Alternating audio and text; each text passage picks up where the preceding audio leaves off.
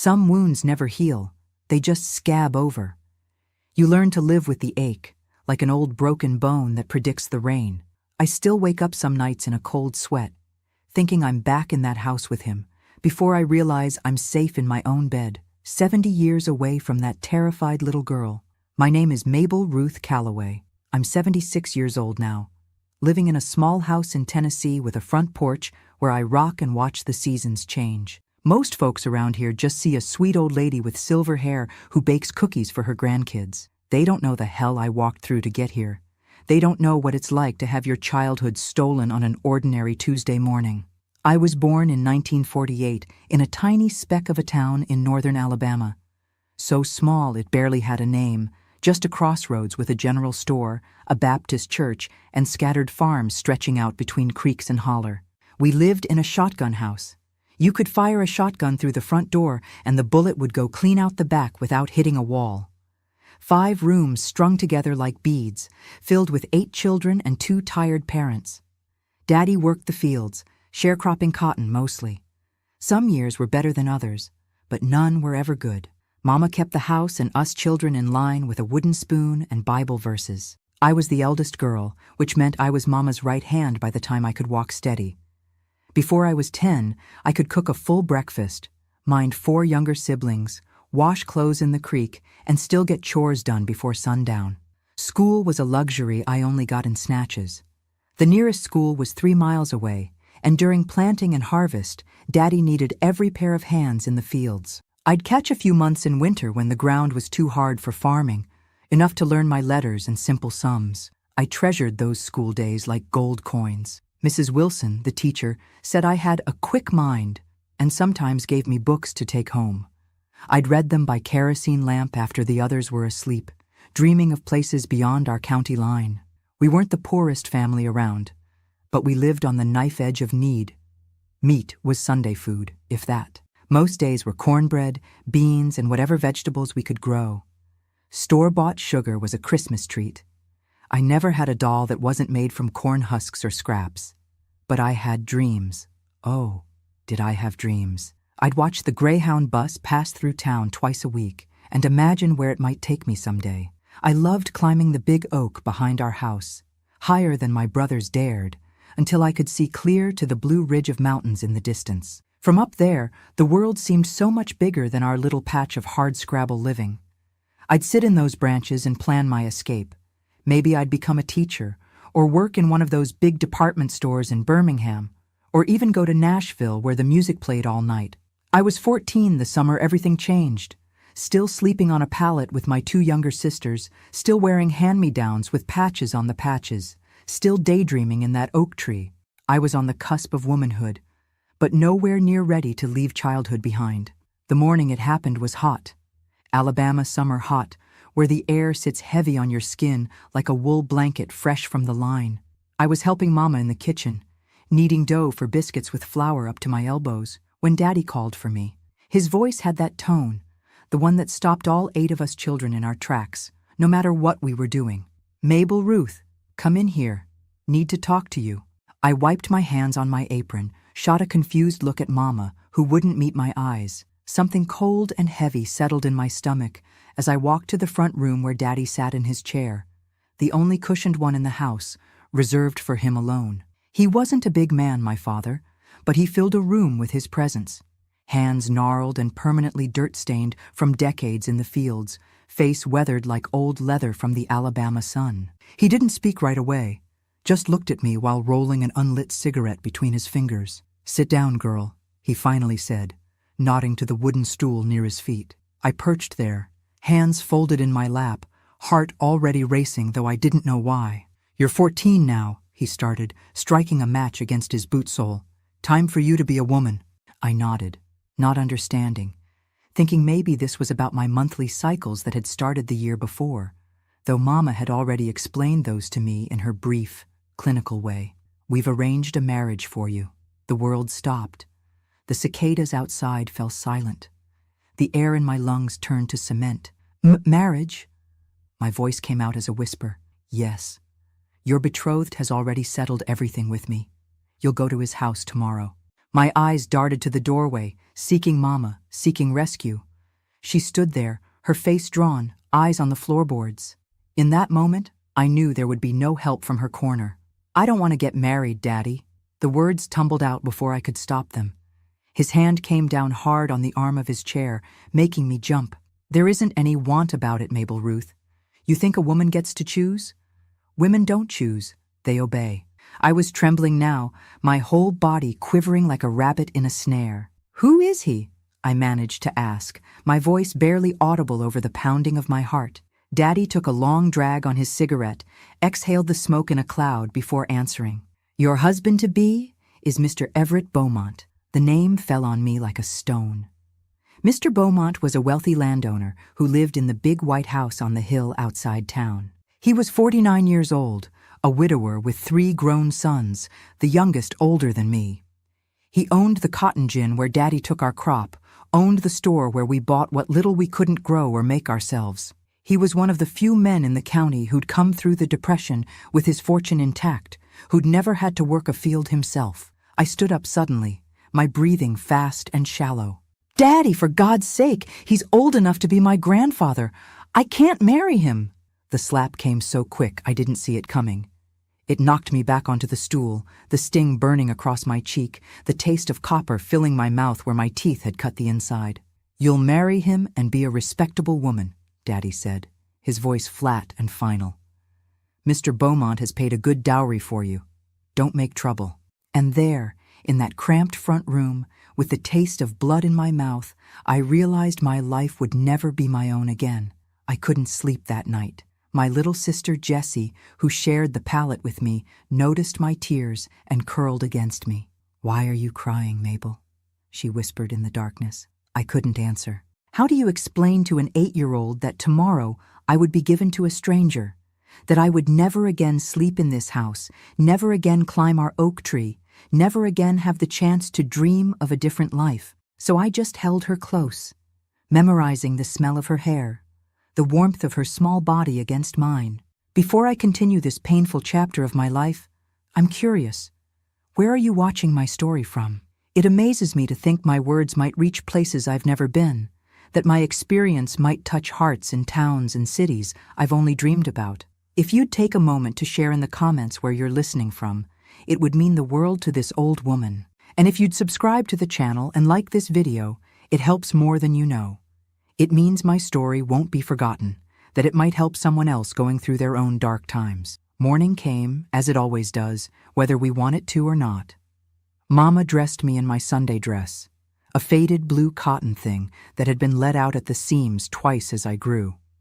It was the only nice clothing I owned, and even it was patched at the elbows. She brushed my hair with shaking hands, braiding it tightly down my back. "Be strong, my baby," she whispered, her eyes finally meeting mine, filled with tears she wouldn't let fall. "It'll be all right." But we both knew she was lying.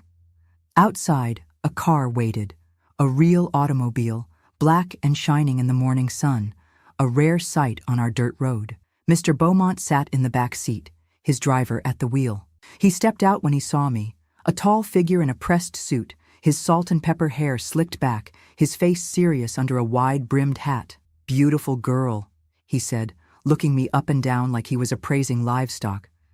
"You'll give me fine sons." I wanted to vomit. I wanted to run. I wanted to climb my oak tree and never come down. But Daddy's hand was on my shoulder, pushing me forward. Mr. Beaumont opened the car door, gesturing me inside. I turned one last time to look at my home. The weathered boards, the sagging porch, the faces of my siblings peering through the windows. Mama stood with her arms crossed tight over her chest, as if holding herself together. As the car pulled away, dust billowing behind us, I watched my childhood disappear in the rear window. I knew I would never return, and in that moment, I understood that my destiny was no longer my own. There are days we never forget, days branded into our skin, our souls, our memories, days that time cannot erase. My wedding day was one of those days. But to call it a wedding would be a lie. A wedding is a moment of joy, of celebration. What happened to me was a funeral, only the thing that died there was me. The car jolted along the dirt road, shaking my body with every pothole we crossed. But nothing hurt more than the feeling of being taken to a fate I hadn't chosen. My hands were ice cold, trembling, sweating, my mouth dry. Mr. Beaumont sat beside me, silent, but occasionally glancing at me from the corner of his eye as if analyzing what he had purchased. I wanted to disappear, to vanish right there, to turn to dust along with that road that seemed to never end. My home was falling behind, my brothers and sisters, my mother, what little childhood I had left. And before me, a man nearly 50 years old who had bought my life like you'd buy a workhorse. Mr. Beaumont's estate loomed ahead, a white colonial mansion with towering columns that seemed to pierce the sky. It sat on 20 acres of the richest land in the county, with peach orchards, stables, and cotton fields stretching toward the horizon. The house itself was larger than our church, with shuttered windows and a wraparound porch lined with rocking chairs that never seemed to move. As the car crunched up the gravel driveway, my throat closed up tight. Farm workers paused in their labor to watch us pass, their eyes following the car with a mixture of curiosity and something else. Something that looked uncomfortably like pity. A stern-faced woman in a pressed gray dress waited at the front steps, hands clasped before her like she was at a funeral. "Welcome, Miss Calloway," she said, her voice crisp as autumn leaves. "I'm Mrs. Hendricks, the housekeeper. I trust your journey was pleasant?" Pleasant. As if I'd come willingly. As if this were some social call instead of my imprisonment. "This way, please," she continued, not waiting for an answer. "You'll need to freshen up before the ceremony." The interior of the house was cool and dark, the air heavy with the scent of beeswax and something floral I couldn't name. My bare feet sank into carpet thicker than any bed I'd ever slept on. Paintings of stern-faced strangers stared down from walls paneled in dark wood. Everything gleamed, the banister, the side tables, the ornate mirror in the hallway that showed me a terrified girl with a bruise blooming on her cheek. Mrs. Hendricks led me to a bedroom larger than our entire shotgun house. A white dress lay spread across a four-poster bed, alongside undergarments finer than anything I'd ever touched. "Mr. Beaumont wants you presentable," she said, eyeing my faded blue dress with disapproval. "The bathroom is through there. Wash thoroughly. I'll return in 30 minutes to help with your hair." When she left, I stood frozen in the center of the room, afraid to touch anything. The windows were tall, reaching nearly from floor to ceiling. For one wild moment, I considered opening one, climbing out, running until my legs gave out. But where would I go? Who would take in a runaway girl with no money, no education, and a powerful man hunting her down? I was trapped as surely as if the room had been a cell. The ceremony took place at sunset in the Beaumont family chapel, a stone building at the edge of the property. No friends, no family, just a handful of local dignitaries, Mr. Beaumont's business associates, and house staff arranged in neat rows of pews. Daddy sat near the front, wearing his one good shirt, freshly pressed. He didn't look at me as I walked down the aisle. The preacher, a thin man with rheumy eyes, spoke of duty and obedience, of a woman's sacred role as helpmate and mother. Not once did he mention love. Not once did he mention choice. "Do you, Mabel Ruth Calloway, take this man to be your lawfully wedded husband?" A question that wasn't a question. A choice that wasn't a choice. My voice was so small, I barely heard it myself. "I do." And just like that, at 14 years old, I became Mrs. Everett Beaumont. There was a small reception afterward in the main house. People ate tiny sandwiches and drank champagne, conversing in low voices that hushed whenever I approached. I didn't eat. Couldn't. My stomach was a tight knot of dread, counting down the minutes until everyone would leave and I would be alone with him. Daddy left without saying goodbye, just shook Mr. Beaumont's, Everett's, hand, nodded once in my direction, and climbed into a neighbor's truck that would take him back to our farm, $20 richer than he'd been that morning. $20. The price of his eldest daughter. As darkness fell and the last guests departed, Mrs. Hendricks approached me, her face set in lines that might have been sympathetic if you looked at them sideways. "Mr. Beaumont is waiting for you in the master bedroom," she said quietly. "Top of the stairs, end of the hall. I stood at the base of that grand staircase for what seemed like hours, my legs refusing to carry me up. The house was silent except for the steady tick of the grandfather clock in the foyer, counting down seconds of freedom I'd never get back. Finally, I forced myself to climb. Each step felt like moving through molasses, my body growing heavier and heavier until I reached the door she'd indicated. I raised my hand to knock, then realized with a sickening lurch that I didn't need to knock. This was supposedly my room now, too. Inside, the master bedroom was dim, lit only by a lamp on the nightstand. Everett sat in an armchair by the window, smoking a cigar, his jacket removed and sleeves rolled up. He looked up when I entered, but didn't stand. "Come here, Mabel Ruth," he said, his voice thick with bourbon. I moved woodenly across the room until I stood before him, eyes fixed on the carpet. "You're my wife now," he said, reaching out to touch my hair. "Do you know what that means?" I nodded, though I didn't. Not really. Mama had never told me what happened between a man and his wife, only that it was my duty to obey and to bear children. The older girls at school had whispered things sometimes, but their knowledge seemed as fragmented as mine. "Good," he said, rising from his chair, towering over me.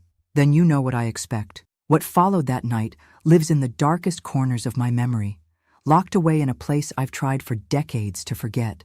But some things can't be forgotten, only endured. Dawn found me curled on the far edge of the bed, silent tears soaking into a pillow finer than anything I'd ever slept on, my body no longer my own in more ways than one. I learned quickly what my role was in the Beaumont house. I was to keep my husband content, manage the house staff, and look presentable when guests arrived. I was to speak when spoken to, laugh at the right moments, and vanish when business was discussed. I was, in essence, another piece of property, more valuable than the field workers, but less important than the prize horses in Everett's stable. Days fell into a pattern. I'd wake before Everett, dress in one of the many outfits Mrs. Hendricks had ordered for me, and take breakfast in the sunroom overlooking gardens I wasn't allowed to tend. The house staff, 3 maids, a cook, the groundskeeper, and Mrs. Hendricks treated me with distant politeness, never forgetting that I was the boss's wife, but never quite accepting that I was truly the mistress of the house. I was forbidden from doing menial tasks. My hands, Everett said, were to remain soft. I couldn't cook the foods I'd grown up on: cornbread and beans, fried chicken, sweet potato pie. The French chef he employed served meals I couldn't pronounce, in portions too small to satisfy, arranged like artwork on china plates worth more than my daddy's monthly income. I wasn't allowed to visit town alone. If I needed something, Mrs. Hendricks would accompany me, watching my interactions with shopkeepers with hawkish intensity. I couldn't write letters without Everett reading them first, couldn't make phone calls without him listening in. My existence narrowed to the walls of that mansion and the carefully manicured grounds surrounding it. I became a ghost in lace and silk, drifting through rooms I wasn't allowed to dust, sleeping beside a man who saw me as a possession, dining at a table where I wasn't permitted to speak unless asked a direct question. The worst part was the loneliness. I missed my sister's whispers in the dark, my brother's rowdy laughter, even Mama's stern instructions and Daddy's gruff commands. I missed belonging somewhere, even if that somewhere had been poor and hard. At least there, I'd been Mabel Ruth. Here, I was reduced to Mrs. Beaumont, or Everett's young bride, spoken in tones that suggested both were euphemisms for something shameful. After 3 months, when my monthly blood didn't come, Mrs. Hendricks nodded knowingly and summoned the doctor. His examination was clinical, humiliating, and confirmed what I already suspected. I was with child. Everett was pleased. This, after all, was why he'd acquired me: to replace his first wife, who died in childbirth 2 years prior, to give him more sons to inherit his empire. He became almost gentle in the evenings, placing his hand on my still flat stomach, talking about names and potential schools. He gave me a pearl necklace to celebrate, fastening it around my neck with fingers that lingered too long, like shackles disguised as jewelry. I was 15 years old, pregnant, and more alone than I'd ever been. It was autumn when Mrs. Jenkins, one of the maids, approached me as I sat on the back porch watching fallen leaves skitter across the lawn. "Mrs. Beaumont," she said, her voice barely above a whisper, "there's someone asking for you at the kitchen door." I frowned. Nobody ever came asking for me. Who is it? Says his name is Tommy. Says he's your brother. My heart leapt into my throat. Tommy was 16, the oldest of my siblings, the one who'd taught me to climb trees and catch crawdads in the creek. Where is he? I was already on my feet, moving toward the kitchen with more energy than I'd shown in months. Mrs. Hendricks sent him away, Mrs. Jenkins said, eyes darting nervously toward the house. But he said he'd wait by the old oak at the property line. Said to tell you he needs to talk to you, important-like. I hesitated. Everett was in Birmingham on business. Mrs. Hendricks was meeting with the butcher in town. If I was quick, cover for me, I whispered. Please, I'll be back before anyone notices. Mrs. Jenkins looked terrified, but nodded once, sharply. Be quick, Mrs. Beaumont, and be careful. I slipped out the back door and cut across the south lawn, keeping close to the hedge line where I wouldn't be visible from the house. My heart hammered against my ribs, partly from exertion, I hadn't run in months, and partly from fear. If Everett found out I'd defied him, there would be consequences. But Tommy was waiting, my brother. A piece of the family I'd thought I'd lost forever. The ancient oak stood at the far corner of the property, its massive branches reaching over the stone wall that marked the boundary. And there, leaning against its trunk, was a lanky boy in overalls, too short for his growing frame. Tommy, I called, forgetting caution in my joy. He turned, face splitting into a grin that revealed the chipped front tooth from a baseball mishap years ago. Mabel Ruth! We collided in a fierce hug, his arms wrapping around me with the unrestrained affection I'd been starved for since leaving home. I pulled back to look at him. He'd grown taller, his face thinning out from boy to young man, and something inside me cracked open. What are you doing here? I asked, wiping away tears I hadn't realized were falling. Is everyone okay? How did you find me? Tommy's face sobered.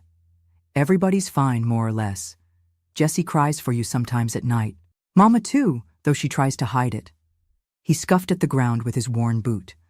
I've been saving up, taking odd jobs after school, got enough for a bus ticket and asked around till someone pointed me to this place. I touched his face, hardly believing he was real. You shouldn't have come. If Everett finds out, I had to see you, Tommy interrupted.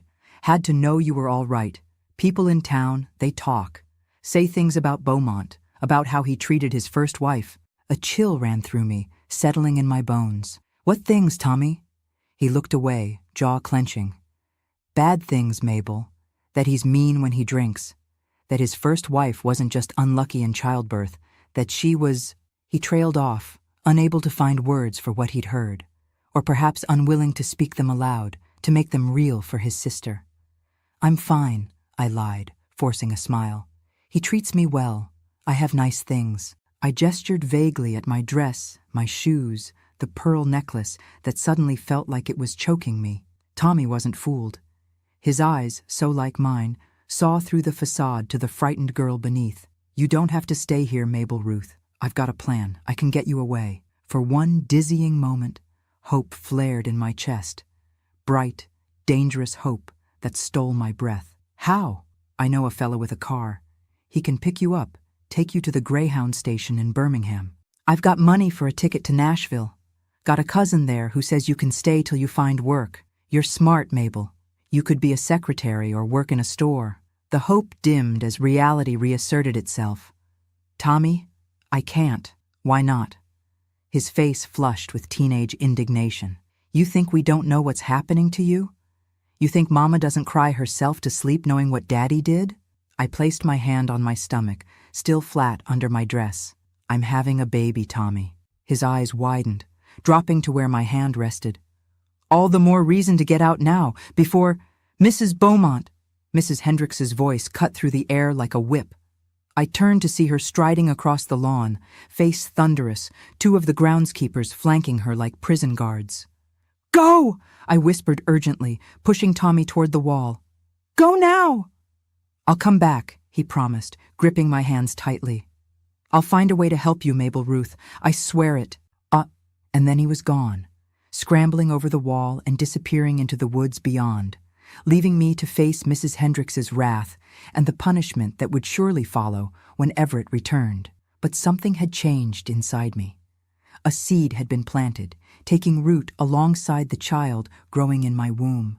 Tommy had shown me something I'd forgotten existed: possibility.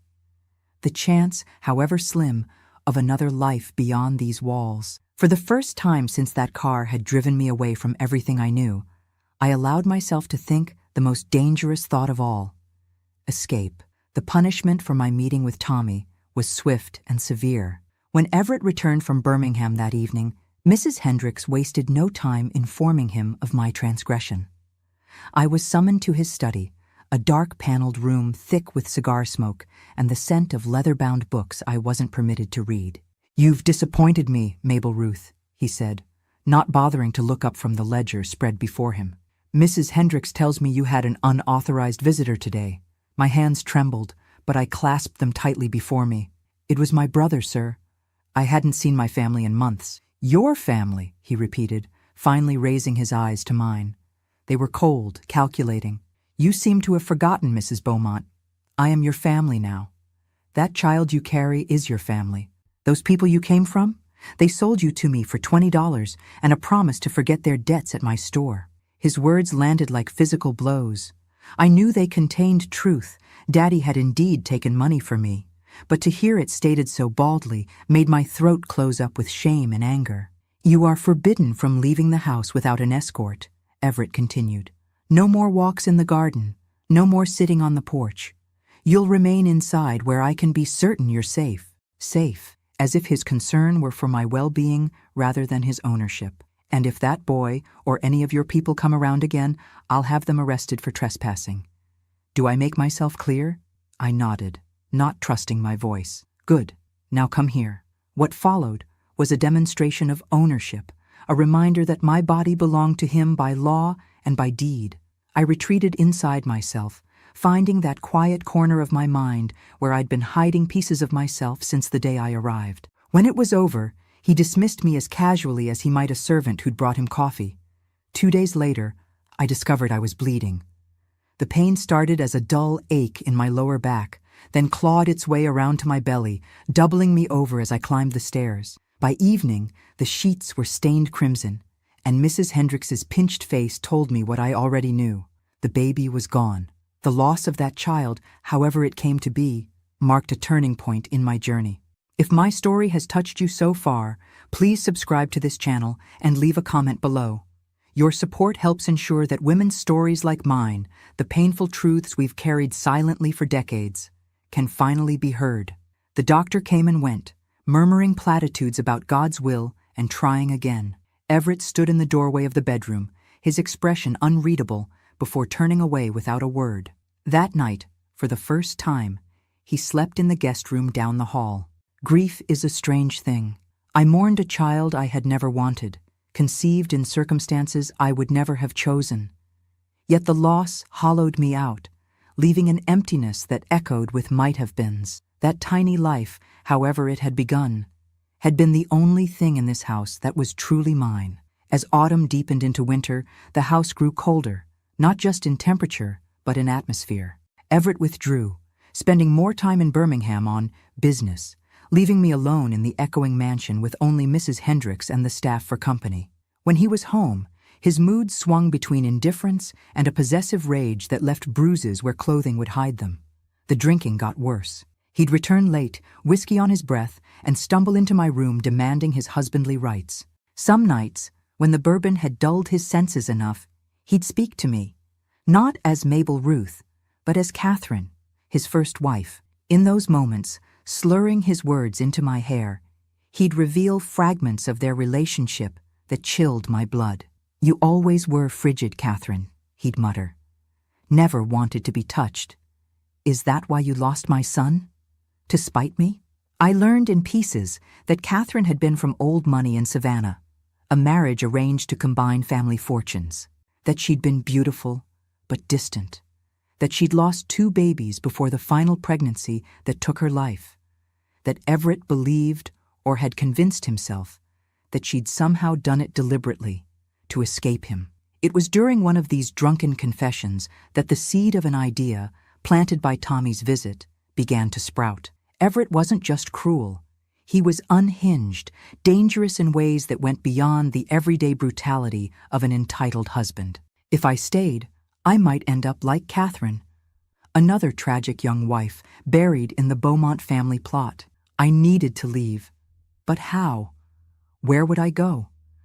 I had no money, no education beyond 8th grade, no skills that would earn me a living. The world outside these walls was as foreign to me now as the mansion had been when I first arrived. The answer came from an unexpected source. Mrs. Jenkins, the maid who had warned me about Tommy's visit, began leaving things in my room: newspapers, magazines, notes scribbled on scraps of kitchen paper. Small acts of rebellion that could have cost her job if discovered. One evening in February 1963, she slipped me a page torn from Life magazine. Circled in pencil was an advertisement. Help wanted, young women for telephone operators, training provided, room and board available. Apply Southern Belle, Nashville, Tennessee. Telephone operators, room and board, Nashville, where Tommy had said our cousin lived. My heart began to race. Was it possible? Could I really escape? The next day, while dusting the bookshelves in Everett's study, one of the few household tasks I was permitted as a display of wifely devotion, I checked his desk calendar. He would be in Montgomery for 3 days the following week, meeting with state officials about some business matter he deemed too complex for my feminine understanding. 3 days. Enough time to get to Nashville if I could find a way out of the house and to the bus station 15 miles away. Mrs. Jenkins and I formed a plan, whispered in snatches while she helped me dress or brought afternoon tea. She had a brother with a truck who sometimes delivered vegetables to the kitchen. He could take me to the Greyhound station in Birmingham. From there, I could catch the overnight bus to Nashville. I would need money. This was the most dangerous part. Everett kept cash in his desk drawer. Mad money, he called it, for impulse purchases or bribes. I'd never taken so much as a penny before, but desperation makes thieves of even the most honest souls. The night before Everett's trip, while he slept off a particularly heavy bout of drinking, I crept into his study. The drawer wasn't locked. Why would it be, when his wife never went anywhere, never bought anything without his approval? I took $60, enough for a ticket and a few days' food until I could find work. My hands shook so badly I dropped some coins, the sound of metal on hardwood freezing my blood. But Everett didn't stir, and I returned to our bed, the stolen bills burning a hole in my nightgown pocket. The day of his departure dawned gray and drizzling, a chill February rain that matched my mood. I helped him pack, hands steady despite the thundering of my heart. He barely looked at me as he gave his usual instructions to Mrs. Hendricks: what I should eat, when I should rest, which rooms needed attention from the staff. I expect everything to be in perfect order when I return, he said, adjusting his hat in the foyer mirror.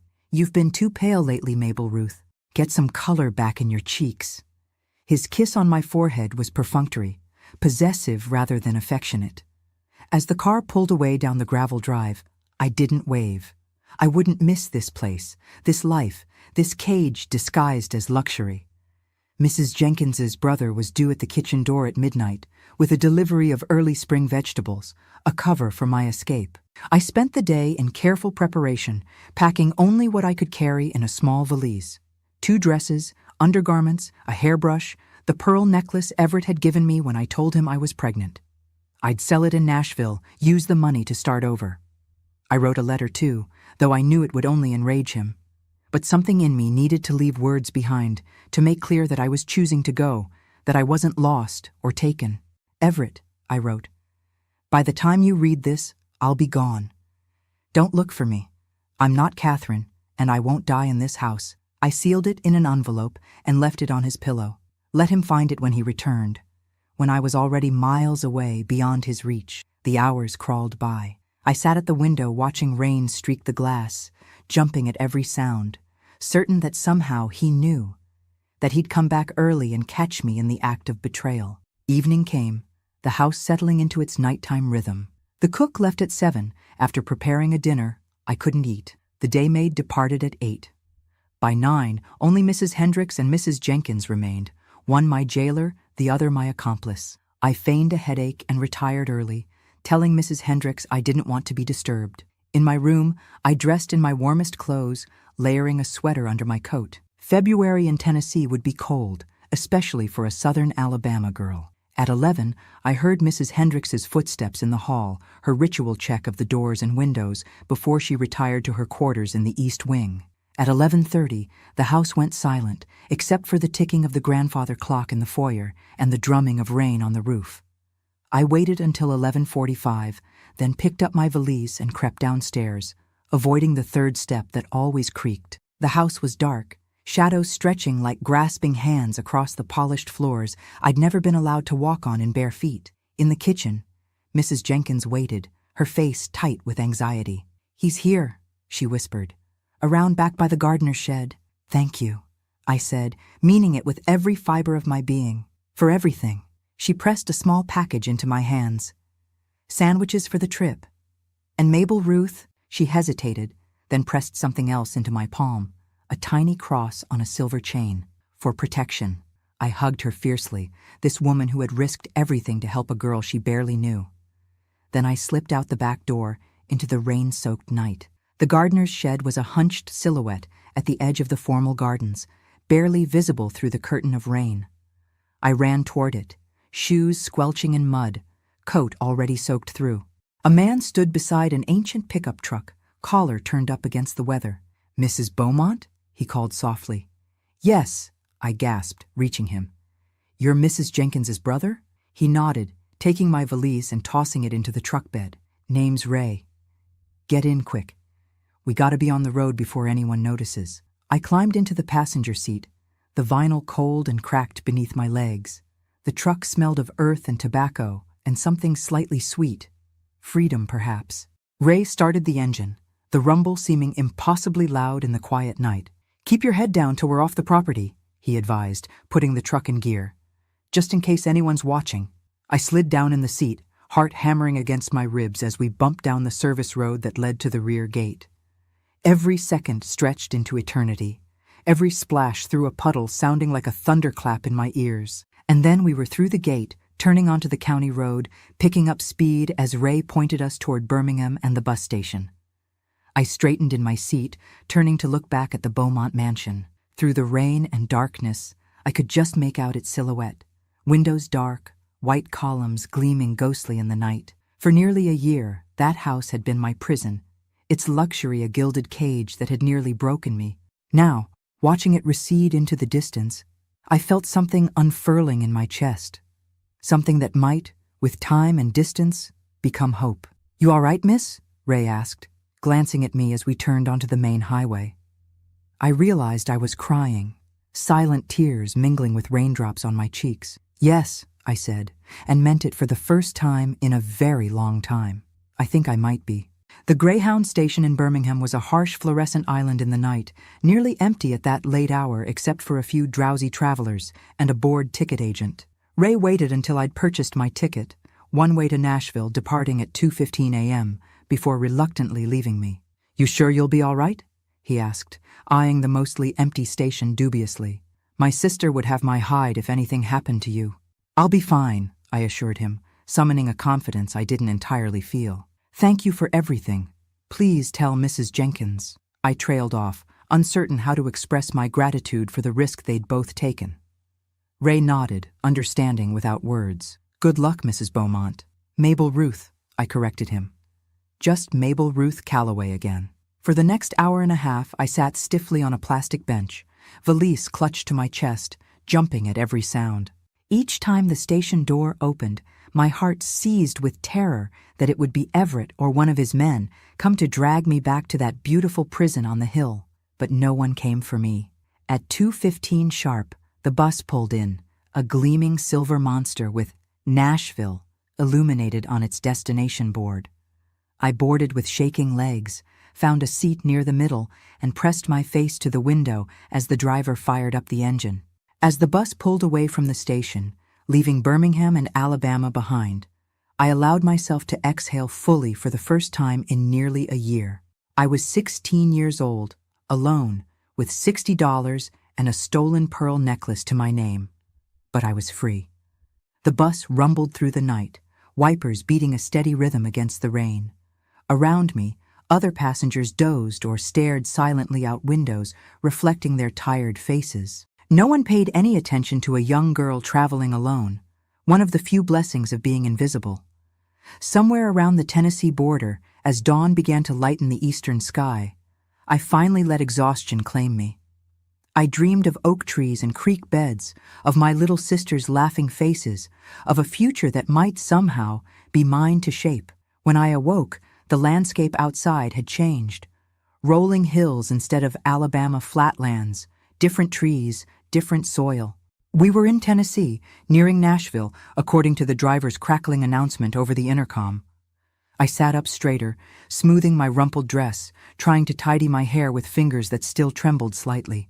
In a few minutes, I'd step off this bus into a city I'd never seen, without a plan beyond finding the telephone company office and hoping they'd hire a girl with no experience and a suspicious lack of references. Fear churned in my stomach, but beneath it was something stronger: determination. I'd escaped a life sentence as Everett Beaumont's child bride. Whatever happened next, it would be on my own terms. The Nashville terminal was crowded, bustling with morning commuters and travelers. I clutched my valise tightly, overwhelmed by the noise and movement after months of enforced stillness in that quiet mansion. For a disorienting moment, I considered getting back on the bus, returning to the devil I knew rather than facing this sea of strangers. Then I pictured Everett's face when he found my note. Imagined his rage, his wounded pride, his determination to bring back his property. No, there was no going back. Only forward, one step at a time.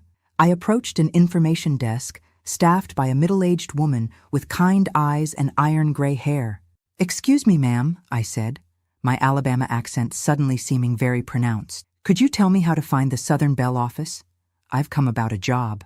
She looked me over, taking in my wrinkled dress, my too-thin frame, the shadows under my eyes. Something in her expression softened. "Telephone company's hiring, is it?" She pulled out a city map, circling a location with her pencil. 3 blocks that way, big building with blue doors. Can't miss it. She hesitated, then added gently, "They don't usually start interviews till 9, honey. You look like you could use some breakfast first." My stomach growled at the mention of food.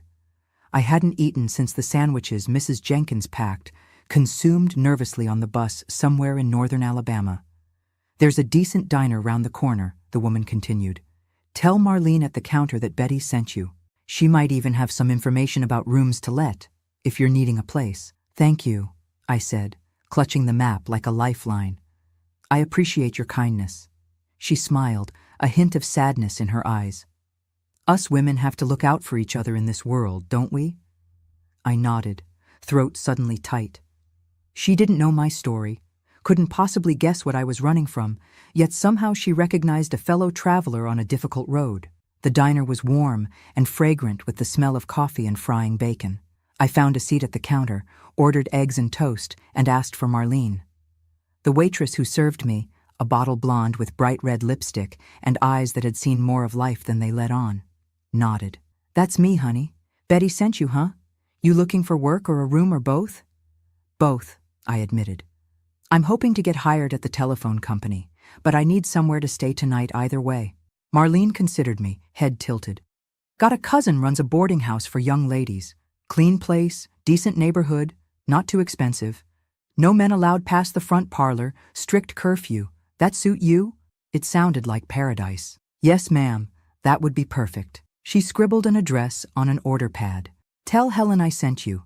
She might let you work in the kitchen to cover part of your room and board till you get on your feet." I ate my breakfast slowly, savoring each bite of real food. The diner filled with morning customers, office workers grabbing coffee, truck drivers stopping for a hot meal between routes, ladies shopping early to beat the crowds. Normal people, living normal lives. Maybe, just maybe, I could be one of them. By 8:30 I'd paid my bill, thanked Marlene profusely, and was walking the 3 blocks to the Southern Bell office, my valise feeling lighter despite its unchanged contents. The city hummed around me. Cars honking, shop owners raising awnings, children heading to school with lunchboxes swinging from small hands. The telephone company building loomed ahead, impossibly tall to my country eyes. I paused on the sidewalk, staring up at its many windows, fear momentarily overtaking determination. What was I doing here? Who did I think I was, imagining I could start over like this? A memory surfaced, Tommy sitting in that oak tree telling me I was smart, that I could be a secretary or work in a store. My brother had believed in me when I couldn't believe in myself. Drawing a deep breath, I squared my shoulders and climbed the steps to those blue doors. Inside, a reception area bustled with activity. Young women in identical uniforms coming and going, phones ringing, the clicking of typewriter keys a steady backdrop. I approached the front desk, where a stern-faced woman sat behind a nameplate identifying her as Mrs. Eleanor Watson, Personnel Director. "May I help you?" she asked, not looking up from the papers before her. "Yes, ma'am," I said, willing my voice not to shake. "I've come about the telephone operator position, the one advertised in Life magazine." Now she looked up, assessing me with sharp eyes. "Do you have an appointment?" "No, ma'am. I just arrived in Nashville. But I'm a quick learner, and I'll work harder than anyone you've ever hired." A faint smile crossed her lips. "Confident, aren't you? Fill out this application. We'll need references, previous employment history, education background." My heart sank as she handed me a form. References? Previous employment? All I had was a year as a child bride, and before that, farm work that had never been formal employment. I don't have references," I admitted. "I just turned 16. I've never had a proper job." Mrs. Watson's eyebrows rose. 16? The advertisement specified 18 and older. "Please," I said, desperation edging into my voice. "I need this job. I need a fresh start. I'll do whatever it takes to prove myself." Something in my expression must have reached her, because her face softened slightly. "What's your name, young lady?" "Mabel Ruth Calloway." My birth name felt strange on my tongue after months of being Mrs. Beaumont, but it was mine again now. "Well, Miss Calloway, Southern Belle doesn't typically hire girls under 18. She paused, studying me. "However, we do have a clerical training program for high school graduates. Are you still in school?" I shook my head. "No, ma'am. I had to leave after 8th grade. Another piece of my life stolen by poverty and circumstance." Mrs. Watson sighed. "I see." She seemed to make a decision, straightening the papers on her desk. "We occasionally make exceptions for special circumstances. Would those apply in your case, Miss Calloway?" I didn't know what special circumstances meant in the corporate world of Southern Belle, but I recognized an offered lifeline when I saw one. "Yes, ma'am," I said firmly. "They would." She nodded once, briskly. "Very well. Fill out what you can on the application. Leave blank what you can't answer truthfully. I'll interview you myself at 10 o'clock. Relief washed through me like a summer storm. "Thank you, Mrs. Watson." "Thank you so much." As I sat in the waiting area, pencil hovering over the many blanks on the application form, I realized something profound. For the first time since that morning in my father's kitchen, I was making a choice about my own life. It might not work out. Mrs. Watson might decide I wasn't suitable. The boarding house might not take me.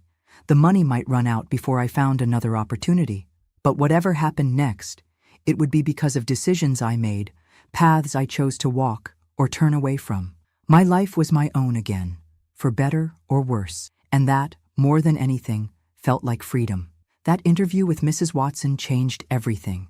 I still remember sitting across from her desk, hands folded in my lap to hide their trembling, as she studied my mostly blank application form. "Miss Calloway," she said finally, "I'm going to be direct with you. Your qualifications on paper are minimal." My heart sank. "Yes, ma'am." "However," she continued, "there's something to be said for determination, and you certainly seem determined." I nodded, not trusting my voice. Mrs. Watson leaned back in her chair, fingers steepled beneath her chin. "Are you running from something, Miss Calloway? Or someone?" The question caught me off guard. I'd prepared answers about my work ethic, my willingness to learn, my attention to detail. I hadn't prepared for such blunt honesty. "Yes, ma'am," I admitted after a long pause. "I am." She nodded, as if confirming something she'd already suspected. "I thought as much. I won't ask for details. That's your business. But I will ask, are you in any legal trouble? Is someone likely to come looking for you here?" "No legal trouble," I said quickly. As for someone looking, I hesitated. Would Everett search for me? Would he care enough about his wounded pride to hunt down a teenage bride who'd fled in the night? Possibly, but I have no intention of being found. Mrs. Watson studied me for a long moment. Then, to my surprise, she smiled. A brief, tight expression, but genuine nonetheless. 20 years ago, I came to Nashville in circumstances not entirely unlike yours, Miss Calloway. Different details, perhaps, but the same desperate need for a fresh start. She straightened a pencil on her desk with precise fingers. I wouldn't be where I am today if someone hadn't taken a chance on me then, so I'm inclined to pay that forward. Hope bloomed in my chest, fragile but persistent. Does that mean? It means you start Monday morning. Not as an operator, you're still too young for that position.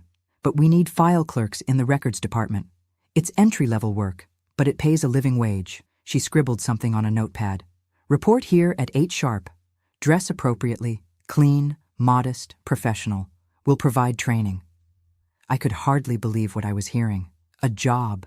A real job with a paycheck and responsibilities and a chance to prove myself. Thank you, I said, my voice thick with emotion. I won't let you down, Mrs. Watson. See that you don't. Her tone was brisk, but her eyes held understanding. And Mabel Ruth? Whatever or whoever you're running from, I hope you find what you're looking for here. That first night at Helen's boarding house felt like stepping into another world. The 3-story Victorian on a quiet residential street housed 12 young women, most working as secretaries, shop girls, or nurses in training. My room was tiny, barely larger than a closet, but it was mine alone, with a narrow bed, a small dresser, and a window overlooking a dogwood tree in the side yard. Helen herself was a widow in her 50s, with sharp eyes and a no-nonsense manner that reminded me oddly of Mrs. Hendricks. But unlike the Beaumont housekeeper, Helen's strictness came from genuine concern for her girls, as she called us. Rules are simple, she told me as she showed me to my room. Curfew at 10 on weeknights, midnight on Saturdays. No alcohol, no men past the front parlor, no cooking in your rooms. 3 meals a day included in your rent. Miss them, you go hungry. Church on Sundays is encouraged, but not mandatory. I run a respectable house, Miss Calloway. Yes, ma'am, I said, setting my valise on the bed. I understand. She softened slightly, taking in my worn dress and exhausted face. Bathrooms down the hall. Dinner's at 6 sharp. Rest a bit before then. You look like you need it. When she left, I sat on the edge of the bed, running my hands over the simple cotton coverlet. After nearly a year in Everett's mansion, surrounded by silk and crystal and antiques worth more than my father's farm, this humble room should have felt like a step down. Instead, it felt like wealth beyond measure. Here, I didn't need to tiptoe across expensive rugs or worry about smudging polished surfaces. Here, I could breathe. The other boarders welcomed me with curious friendliness at dinner. A simple but hearty meal of meatloaf, mashed potatoes, and green beans. They were a mix of ages, from 18 to nearly 30, all making their way in Nashville by themselves. "Where are you from?" asked Betty Sue, a round-faced girl with bottle-blonde hair who worked at a downtown department store. "Alabama," I said, keeping it vague. "Small town? You wouldn't know it." "I'm from Knoxville myself," she continued, passing the bread basket. "Came to Nashville 2 years ago after my fiancé ran off with my cousin. Figured a fresh start was in order." The other girls laughed and nodded, sharing their own stories of why they'd come to the city. Broken engagements, family expectations they couldn't meet, dreams of careers their small towns couldn't support. None of them mentioned being child brides escaping abusive husbands, but each had fled something, searched for something. I wasn't so different after all. That first week at Southern Belle passed in a blur of new routines and responsibilities. The records department was a vast room in the basement, lined with filing cabinets containing customer information, service records, and billing histories. My job was simple but vital. Filing papers in the correct folders, retrieving records when requested, updating information as it changed. The work was repetitive but required attention to detail. A misplaced file could mean a customer service was interrupted or a bill went unpaid. I took pride in doing it well, in being reliable and thorough. Each perfectly organized drawer felt like a small victory, proof that I could succeed in this new life. I was the youngest employee by several years. Most of my co-workers were women in their 20s and 30s, many supporting themselves or contributing to family incomes. They took me under their wing, showing me the ropes, sharing homemade lunches, advising me on everything from where to buy affordable clothes to which bus routes were safest after dark. My first paycheck was a revelation. $42 for a week's work. More money than I'd held at one time in my entire life. After paying Helen for room and board, I still had enough to buy a new dress for work, a pair of sensible shoes, and a small bottle of rosewater perfume, my first ever purchase just for myself, just because I wanted it. Spring bloomed into summer, and with it came a growing confidence. I settled into routines, work during the week, laundry and shopping on Saturdays, sometimes a movie with the other boarders if we pooled our money. On Sundays, I often walked downtown, exploring Nashville's streets and parks, marveling at how quickly the city was becoming familiar, how easily I navigated its bustle after the isolated quiet of the Beaumont estate. In July, Mrs. Watson called me into her office. My stomach knotted with anxiety. Had I made a mistake? Was I being let go? "Miss Calloway," she said when I stood nervously before her desk, "your supervisors speak highly of your work. You're punctual, accurate, and apparently have a filing system even more efficient than our standard procedures." I felt my cheeks warm. "Thank you, ma'am. There's an opening in the typing pool. Better pay, more responsibility. Are you interested?" "Yes," I said immediately. "But I don't know how to type." She smiled, that rare expression that transformed her stern face. "We offer training classes after hours, 2 nights a week for 6 weeks. If you're willing to put in the time, the position will be held for you." I nearly wept with gratitude. "I'll work harder than anyone's ever worked at typing, Mrs. Watson, I promise." For 6 weeks, I stayed late on Tuesdays and Thursdays, practicing finger positions and key strikes until my hands cramped. At night, I'd trace keyboard layouts on my bedsheet, memorizing the position of each letter. By August, I could type 40 words per minute with minimal errors, not the fastest in the class, but respectable enough to qualify for the promotion. The typing pool was on the 2nd floor, a large room filled with rows of typewriters and the constant clatter of keys. My job expanded to include typing internal memos, customer correspondence, and service reports. Each perfectly formatted letter felt like a personal triumph, evidence of how far I'd come from the frightened girl who'd stepped off that bus in February. It was in the typing pool that I met Sarah Jenkins, no relation to the maid who had helped me escape. Sarah was 22, college-educated, with sleek, dark hair and a confidence I envied. She'd been at Southern Bell for just 6 months, but was already being groomed for management. We bonded over lunch breaks, sharing sandwiches and stories, though I kept mine carefully edited, still wary of revealing too much about my past. "You should take night classes at the community college," Sarah told me one afternoon in the break room. "With your brains, you could get a business degree in a few years, maybe even become a supervisor." The idea was so startling, I nearly choked on my coffee. College had never been an option in my family. Not for my brothers, certainly not for the girls. Education beyond the basics was for rich folks, city folks, not for sharecroppers' children from nowhere, Alabama. "I didn't even finish high school," I reminded her. Sarah waved this away. "Get your GED first, then enroll. Plenty of people do it. Southern Bell might even help with tuition if you sign an agreement to stay with the company."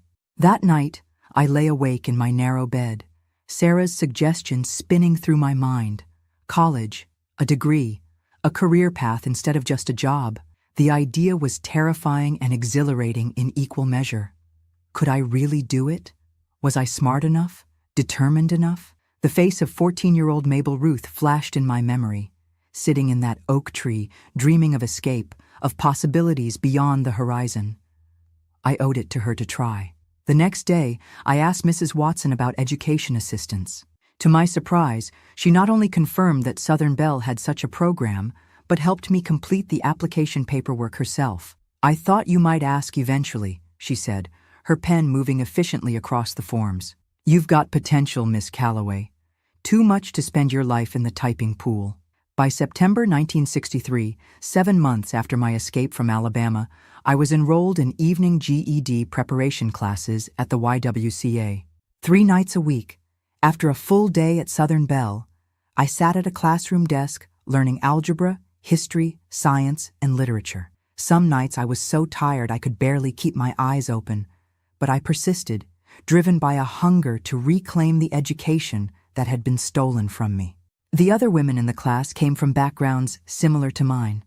High school dropouts due to poverty, early marriage, family obligations, or simply the limited expectations society placed on girls in the rural South. We formed a tight-knit group, encouraging each other through difficult material, celebrating each small victory. It was through these classes that I met Eleanor Roosevelt's words for the first time, a quote our teacher, Mrs. Phillips, had written on the blackboard, "No one can make you feel inferior without your consent." I copied it into my notebook and read it each night before bed, a mantra against the voice of Everett that sometimes still echoed in my head, telling me I was nothing, nobody, worthless without him. As 1963 drew to a close, I realized with a start that I hadn't thought about Everett or the Beaumont mansion in weeks. The nightmares that had plagued me through spring and summer, dreams of being dragged back, locked away, punished for my defiance, had gradually faded. I no longer jumped at unexpected sounds or scrutinized every man on the street, searching for his face. I'd begun to heal, to build a life that was truly mine. I had a job with prospects for advancement, education goals, a small but growing savings account, and friends who knew me as Mabel Ruth Calloway, file clerk and typing pool member, not as Mrs. Beaumont, child bride and possession. Then, 3 days before Christmas, a letter arrived that shattered my hard-won peace. I came back to the boarding house after work to find Helen waiting in the front hall, an envelope in her hand. "This came for you," she said, her expression concerned. "The return address is Alabama." My blood froze. For a moment I couldn't move, couldn't breathe. Had Everett found me? Was this a threat? A demand for my return? With trembling fingers I took the envelope. The handwriting wasn't his. It was smaller, neater, feminine. The return address wasn't the Beaumont estate, but a town I didn't recognize. I took it to my room, closing the door before slitting it open. Inside was a single sheet of lined paper, covered in the same careful handwriting. "Dear Mabel Ruth," it began, "I pray this letter finds you safe. It's your sister Jessie writing to you. Tommy gave me this address. He said you're in Nashville now and doing well. Mama wanted you to know that Daddy passed last month. His heart gave out in the fields. The funeral was small. We wish you could have been there, but we understand why you couldn't." Tears blurred my vision. Daddy was gone. The man who had sold me to Everett, who had decided my childhood was worth $20 and the erasure of debts. I should have felt relief, maybe even satisfaction. But all I felt was a complicated grief for the father he might have been in different circumstances, for the relationship we'd never have, for the apology I'd never receive. I wiped my eyes and continued reading. There's more news. After the funeral, a man came to the house, Mr. Beaumont's lawyer. He said your marriage has been dissolved on grounds of abandonment. You're not his wife anymore, Mabel Ruth. You're free. Tommy says to tell you we're all doing all right. He's working at the garage in town, sending money home when he can. The little ones miss you something fierce. Mama doesn't talk about what happened, but I've seen her crying at night. I think she has regrets. We all do. If you can, write back so we know you got this. We don't expect you to come home. This isn't home for you anymore. I understand that. But maybe someday we might see each other again. I hope so. Your loving sister, Jessie. I read the letter 3 times, emotions churning, dissolved. Not his wife, free. The words seemed impossible, too good to be true. Had Everett really let me go? It didn't match what I knew of him, his possessiveness, his pride. But perhaps his pride was exactly why he'd ended our marriage. A man like Everett couldn't bear the public humiliation of a wife who'd fled, who'd rejected the life he offered. Better to erase me legally than admit he couldn't control me. Whatever his reasons, the result was the same. I was officially, legally, Mabel Ruth Calloway again. No one could force me back to Alabama, back to that house, back to him. That night, I wrote 2 letters. One to Jessie, telling her I was safe, working at the telephone company, taking classes, building a life in Nashville. I kept the details vague, My family didn't need to know the full truth of what I'd endured in that mansion. But I was honest about my happiness, my hope for the future. The second letter was to Tommy. I owed him my freedom, my life. Without his visit that day, without his belief that I deserved better, I might never have found the courage to flee. I told him everything I couldn't tell Jesse about Mrs. Jenkins and Ray, about the midnight escape, about the kindness of strangers who'd helped me start over. I told him he could visit any time, that Nashville had jobs for skilled mechanics too, if he ever wanted a change. I carried both letters to the post office the next morning, dropping them in the mailbox with a sense of coming full circle. I'd left Alabama with nothing but fear and desperate hope. Now I was reaching back, not to return, but to reclaim the pieces of my past worth keeping. My siblings, my childhood memories, the parts of me that existed before and after being Mrs. Beaumont. The years that followed shaped me in ways I never could have imagined that terrified night on the Greyhound bus. I earned my GED in the summer of 1964, celebrating with my classmates at a small diner near the YWCA. That fall, with Southern Bell's tuition assistance, I enrolled in night classes at the community college studying business administration. By day, I continued at the telephone company, advancing from the typing pool to administrative assistant to junior supervisor by 1968. The work was challenging but satisfying, each promotion validation that I was capable, competent, valuable on my own terms. The world was changing around me too. The civil rights movement reshaped the South I'd grown up in. The Vietnam War claimed the lives of boys I'd known in Nashville. Women began speaking out about inequality, about limited opportunities, about the right to control their own bodies and lives. I watched it all with a personal understanding of what freedom meant, what it cost, what it was worth. Tommy came to visit in the spring of 1965, staying for a weekend in a boarding house down the street from mine. He'd grown taller, filled out, become a man while I wasn't looking. We spent hours walking through Nashville, catching up on the years apart, careful to build a new relationship as adults rather than dwell on the painful past that had separated us. "You look happy, Mabel Ruth," he said as we sat on a park bench watching children play. "Real happy, not just pretending." "I am," I told him, realizing it was completely true. "I built this life for myself, every piece of it. Nobody can take it away." He squeezed my hand, understanding in ways few others could. In 1967, I moved out of Helen's boarding house into my own apartment, a tiny one-bedroom above a bookstore in a neighborhood near the college. It wasn't much, but it was mine alone. I painted the walls yellow, hung curtains I'd sewn myself, arranged furniture found at thrift stores and yard sales.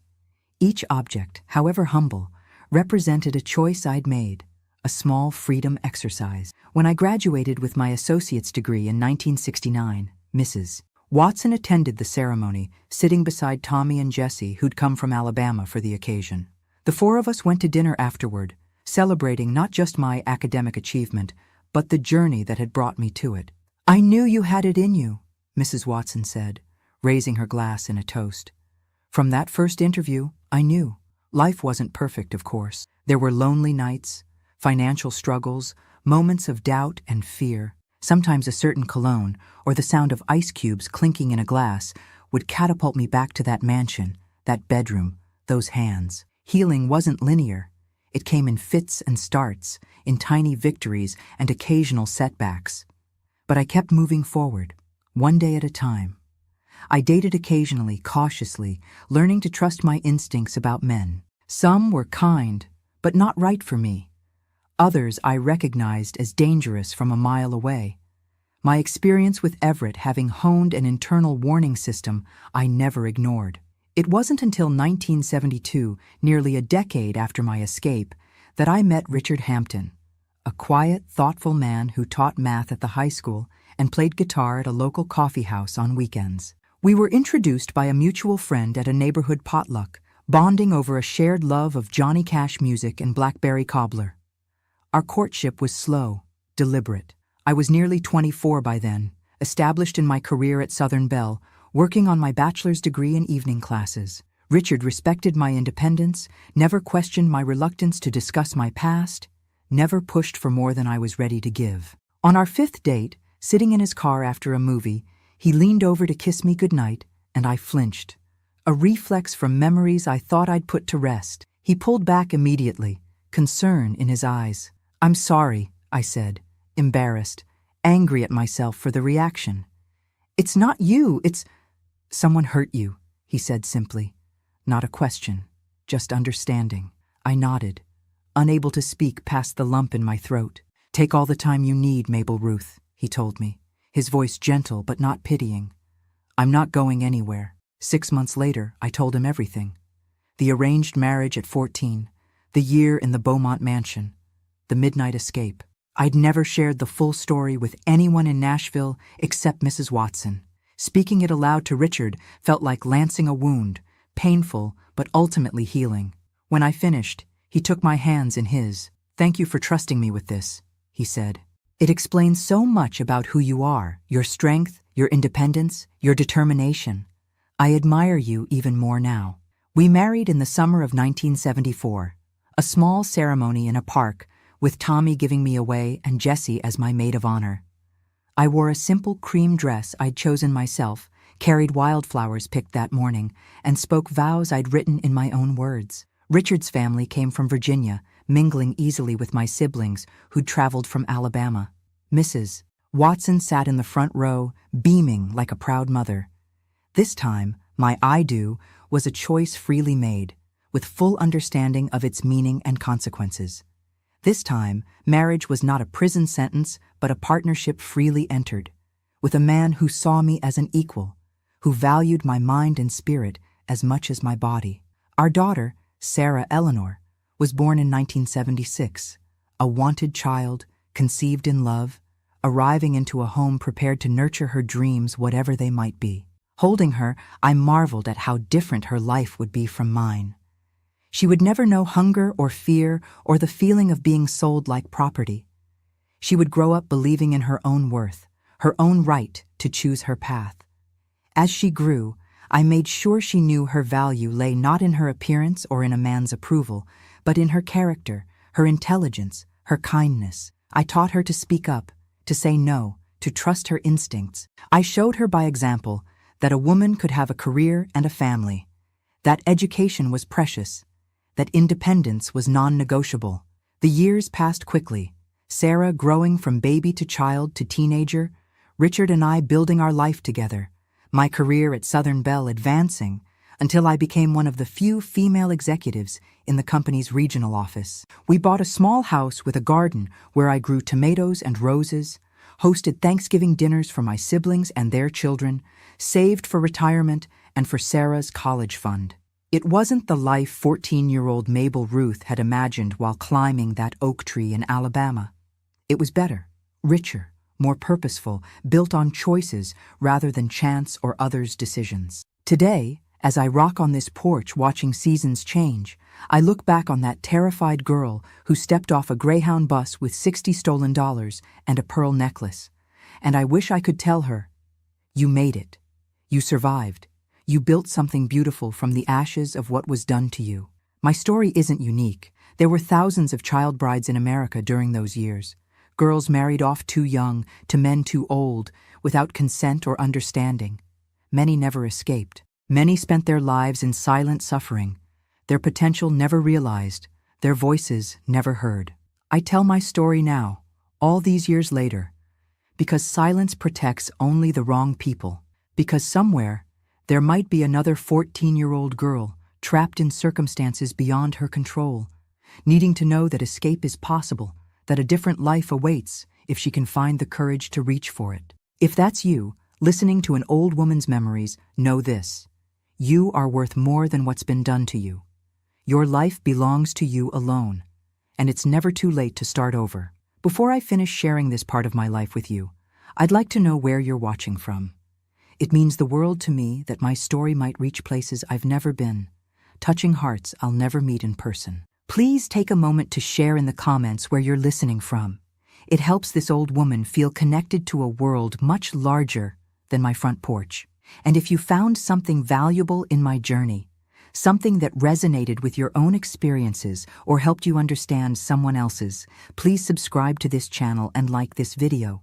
Your support ensures that stories like mine, the difficult ones, the necessary ones, continue to be told.